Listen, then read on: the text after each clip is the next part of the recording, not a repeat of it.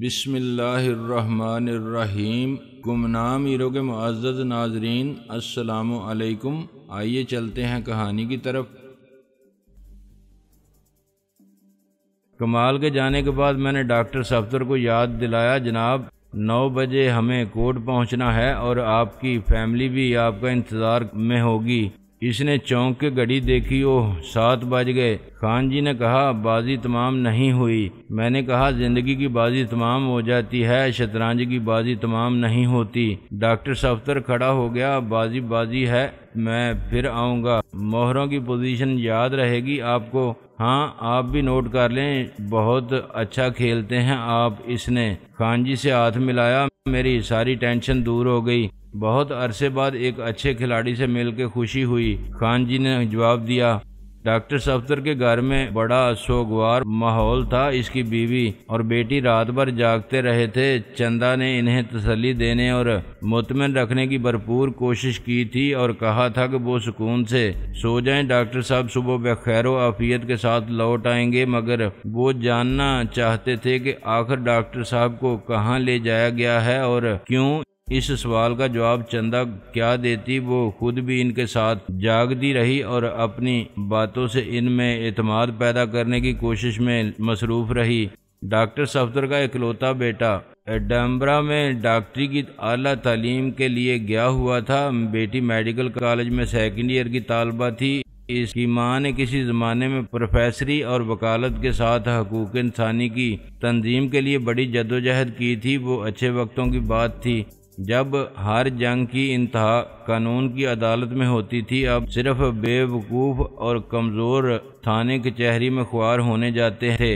ہر جنگ کا فیصلہ کلاشنکوف ہاتھ میں رکھنے والا جج بن کے کر دیتا تھا۔ کیس کی مناسبت سے پولیس بھی لا قانونیت کے سارے اختیارات استعمال کرنے پر آمادہ تھی اور ایک گنڈا فورس بھی ہر گلی محلے میں قائم ہو چکی تھی، جس کے جوشیلے نوجوان طاقت کے بل پر ہر مقصد کا فیصلہ کرا سکتے تھے۔ مقدمہ میاں بیوی کے جھگڑے کا ہو یا مالک مکان اور کرایہ دار کا، رقم کی وصولی کا ہو یا جائیداد کے قبضے کا، قانون نافذ کرنے والے ادارے بشمول پولیس، FIA، CIA اور نیم فوجی ادارے، رینجرز وغیرہ، پیشہ ور مسلح بدماش اور بدعنوان اعلیٰ افسر، یہ سب مل کے قانون کی بالادستی کو ختم کر رہے تھے، لا قانونیت کے شارٹ کٹ کی پالیسی عام کر رہے تھے۔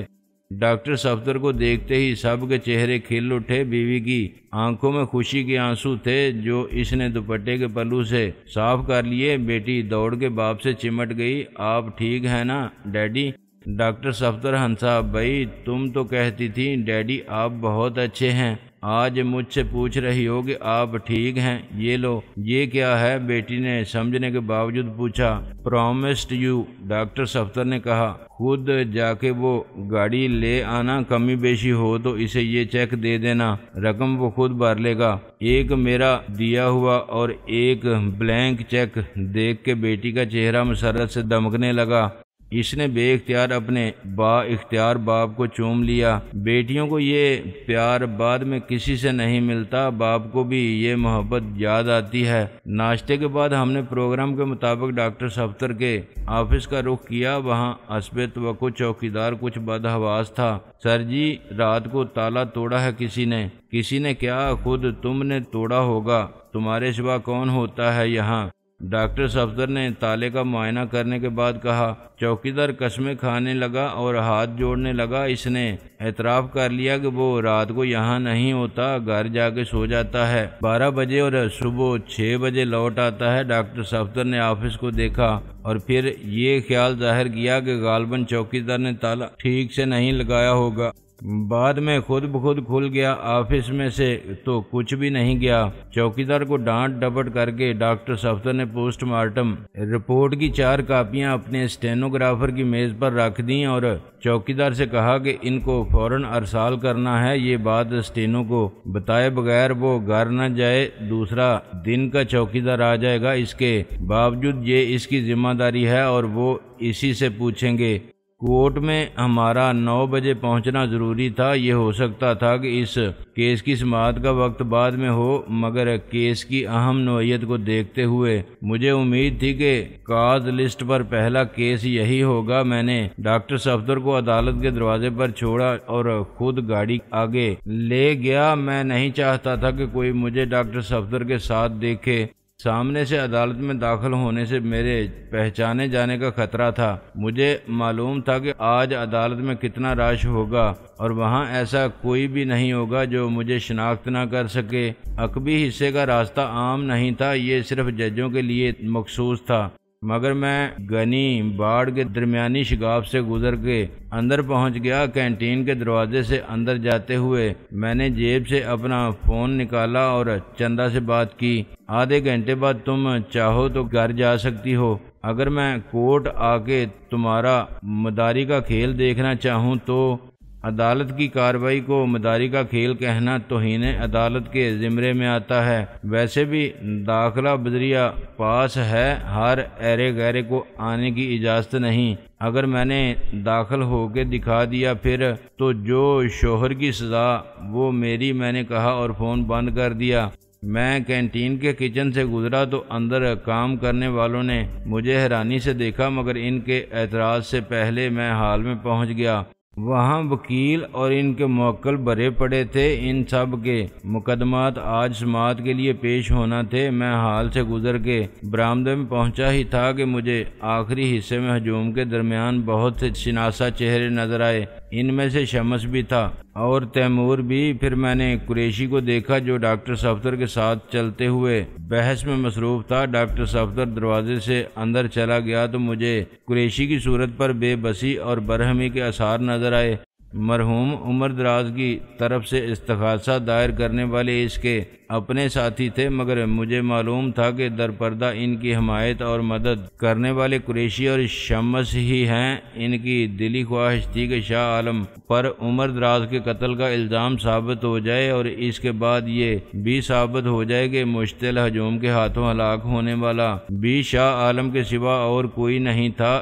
ان کی طرف سے پیروی کے لیے 3 وکیلوں پر مشتمل ایک پینل تھا جس میں سارے نامور وکلاء تھے۔ ان میں سے ایک سابق جج تھا جو اب پریکٹس کر رہا تھا، دوسرا فوجداری مقدمات میں نامور تھا اور یہ بات مشہور تھی کہ کوئی قتل کرنے کے بعد آلہ قتل سمیت اس کی خدمت میں حاضر ہو کے سب سچ بتا دے اور سچ کے ساتھ 10 لاکھ روپے کا چیک بھی لگا دے تو باقی سب کچھ وہ خود کر لیتا تھا۔ موکل اس کے مشورے پر عمل کرتے ہوئے صاف بچ جاتا تھا۔ اس کے کسی موکل کو آج تک پھانسی تو کیا قید کی سزا بھی نہیں ہوئی تھی۔ عام لوگوں کے نزدیک یہ نیک نامی کی بات تھی، مگر وکلاء کا ایک طبقہ اسے اعانت مجرمانہ سے کم نہیں سمجھتا تھا۔ تیسرا سب سے سینئر وکیل خالد بروہی اپنی عمر اور تجربے کے باعث وکیلوں کی اس ٹیم میں سربراہ کی حیثیت رکھتا تھا۔ 9:30 بجے ڈاکٹر صفدر نے پوسٹ مارٹم کی رپورٹ جج کو پیش کی۔ جج نے اسے چشمہ لگا کے پڑھا۔ اس وقت میں سائیڈ کے ایک دروازے سے اندر داخل ہونے میں تو کامیاب ہو گیا تھا، مگر آگے جانا مشکل تھا۔ دروازے کے سامنے وکیلوں، صحافیوں اور سیاسی کارکنوں کا ایک ہجوم تھا جو میری راہ میں حائل تھا۔ محاورے کے مطابق عدالت کے کمرے میں تل دھرنے کی جگہ نہیں تھی اور دکم پیل پر جج نے برہمی کا اظہار بھی کیا تھا کہ عدالت میں داخلے کے لیے گنجائش سے زیادہ پاس کیوں جاری کیے گئے۔ پھر اس نے زبردستی گھسنے کی کوشش کرنے والوں کو وارننگ دی تھی کہ انہوں نے نظم و ضبط خراب کیا تو انہیں پولیس کی مدد سے باہر نکال دیا جائے گا۔ اس کے بعد لوگ ساکن و ساکت ہو گئے تھے۔ جج نے پوسٹ مارٹم رپورٹ دیکھنے کے لیے وکیل استغاثہ کو آگے بلایا۔ پی جے ایف کی طرف سے بیرسٹر محمود کو شاہ عالم کا وکیل صفائی مقرر کیا گیا تھا اور اس کی اعانت بھی 2 تجربہ کار وکیل کر رہے تھے، مگر وہ بڑی مشکل میں پھنس گئے تھے۔ پہلے وہ ثابت کر رہے تھے کہ عمر دراز کا قاتل شاہ عالم نہیں ہو سکتا کیونکہ وہ ملک سے باہر ہانگ کانگ میں ہے۔ اس سے پہلے کہ یہ معاملہ شاہ عالم کے عدالت میں پیش ہونے سے ختم ہوتا، خود شاہ عالم مارا گیا۔ اس کے بعد بظاہر کیس میں وکیل استغاثہ، وکیل سرکار اور وکیل صفائی کے کرنے کو کچھ نہیں رہا تھا۔ اگر عمر دراز کا قاتل شاہ عالم تھا تو اسے بھی قتل کر دیا گیا تھا، نہ مدعی نہ شہادت، حساب پاک ہوا۔ مگر شبنم نے یہ شوشہ چھوڑ دیا کہ مرنے والا شاہ عالم نہیں تھا اور دوسرے پوسٹ مارٹم کے لیے میڈیکل بورڈ کی تشکیل کا مطالبہ کر دیا۔ بیرسٹر محمود اور صفائی کے وکلاء اس صورتحال میں شاہ عالم کے لیے کیا کر سکتے تھے؟ اگر شاہ عالم زندہ تھا تو اسے سامنے آ کے وکیلوں کو موقع فراہم کرنا چاہیے تھا کہ وہ اسے زندہ ثابت کریں اور اسے شہید قرار دینے والوں کو دن میں تارے دکھا سکیں، مگر شاہ عالم اس دنیا میں تھا اور اس دنیا میں وہ بے وقوفوں کی طرح تماشا دیکھنے کے سوا کچھ بھی نہیں کر سکتے تھے۔ اتنی ہی خراب پوزیشن ان صحافیوں کی تھی جن سے میں ایک خفیہ پریس کانفرنس میں خطاب کر چکا تھا، اور وہ اس کی روایات چھاپ کے پھنس گئے تھے کہ سچ کیسے ثابت کریں۔ اگر وہ نقلی شاہ عالم تھا تو کیسے اعتراف کریں کہ وہ نظر کے بھی اندھے ہیں اور عقل کے بھی؟ سب سے زیادہ قابل رحم حالت شبنم کی تھی۔ اس نے ہی سب سے پہلے شکوک کا اظہار کیا تھا کہ مرنے والا شاہ عالم نہیں ہے۔ یہ شک رفتہ رفتہ ایک یقین کی صورت اختیار کر گیا اور مسلسل سراغ رسانی اور تفتیش سے اس نے بالآخر معلوم کر لیا کہ نقلی شاہ عالم ہی تھا جس نے عمر دراز کو قتل کیا تھا۔ پھر اس نے یہ معاملہ عدالت میں ازسر نو تفتیش کے لیے اٹھا دیا اور دوبارہ پوسٹ مارٹم کے لیے عدالت کے حکم پر میڈیکل بورڈ بھی بنایا گیا۔ تاہم جب قبر سے لاش دوبارہ نکالی گئی تو شبنم کے یقین کی عمارت ریت کی دیوار کی طرح ثابت ہوئی۔ اس نے جان لیا اور مان لیا کہ مرنے والا شاہ عالم تھا، مگر اس وقت کچھ بھی نہیں ہو سکتا تھا۔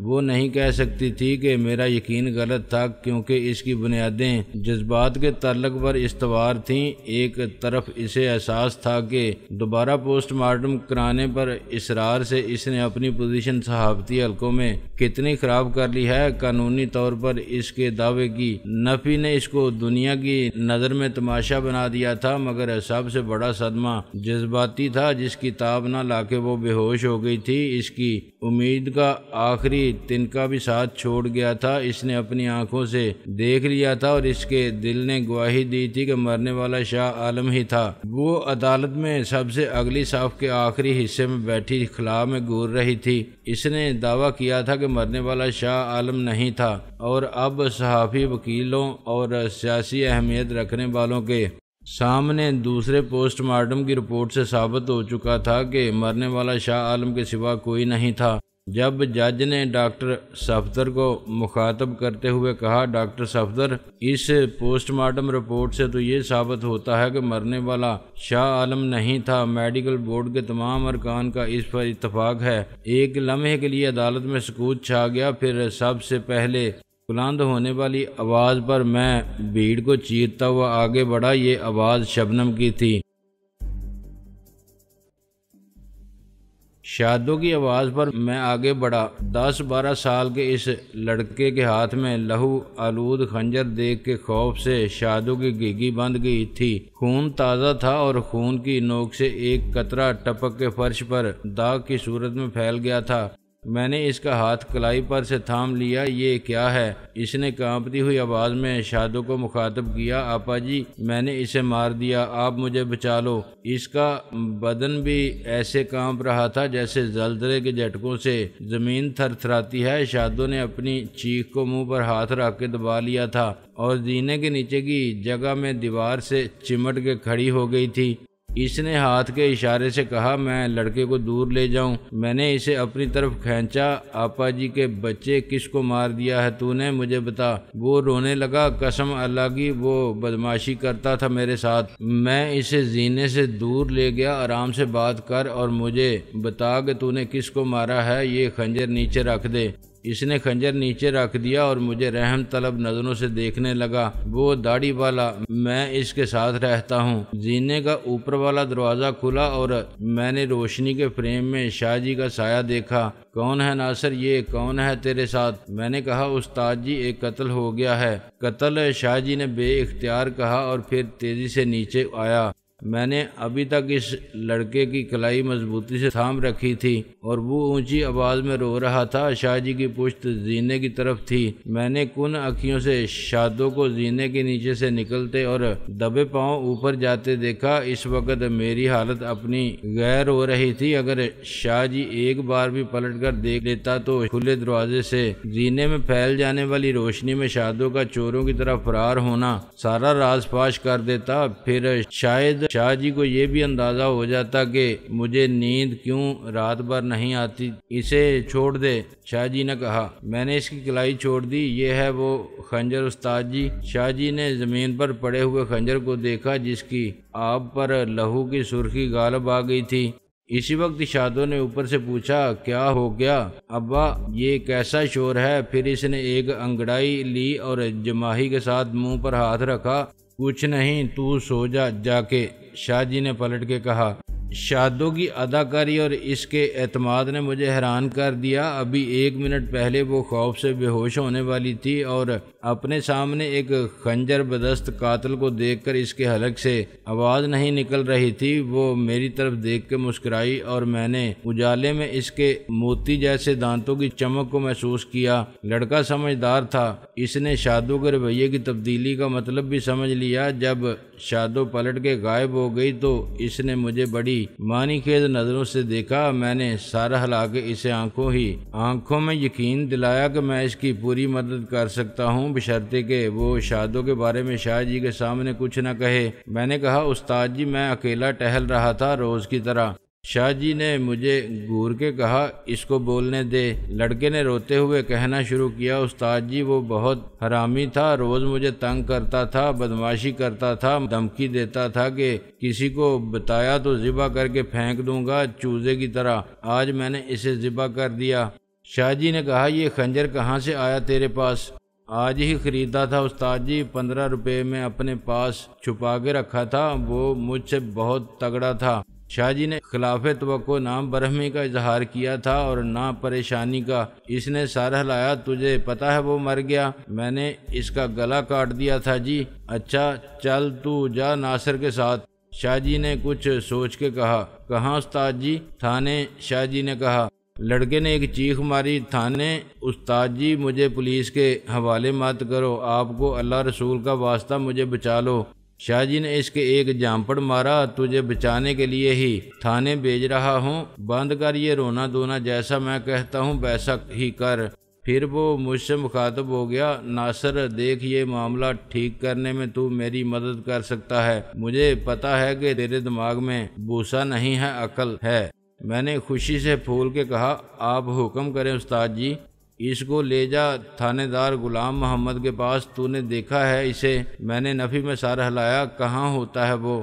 تھانہ اکبری منڈی چلا جا، اس کی ڈیوٹی ہوگی رات کی۔ اس سے کہنا کہ میں نے بھیجا ہے اسے۔ ایک کچا پرچہ کاٹ دیں 107 یا 9 میں اور اس کو حوالات میں ڈال دیں 151 لگا کے۔ اپنے علاقے سے گرفتاری دکھائیں اور ٹائم شام کا ہو تو اچھا ہے۔ سمجھ رہا ہے نا میری بات کو؟ میں نے گڑے کی طرح سر ہلایا۔ بالکل استاد جی، بس تو جا تانگے میں جانا۔ اس نے جیب سے 5 روپے کا ایک نوٹ نکال کے مجھے دیا اور پھر 100 کا۔ یہ سب انسپیکٹر غلام محمد کو دے دینا۔ اس وقت رات کے 12:30 بجے تھے۔ کافی دور پیدل آنے کے بعد ایک تانگا نظر آیا، مگر تانگے والا پہلے تو اکبری منڈی جانے پر ہی راضی نہیں تھا، پھر مانا تو اس نے 10 روپے مانگے۔ وہ چلا جاتا تو مجھے نہ جانے کہاں تک دوسرے تانگے کے لیے پیدل مارچ کرنا پڑتی۔ 5 روپے اپنے پاس سے دے کر ہم رات کے 2 بجے تھانہ اکبری منڈی پہنچے۔ معمول کے مطابق وہاں زور و شور سے تفتیش جاری تھی۔ مجرمانوں پولیس کے درمیان حق کے لیے یہ مقابلہ ہر تھانے میں ایسے ہی ہوتا ہے۔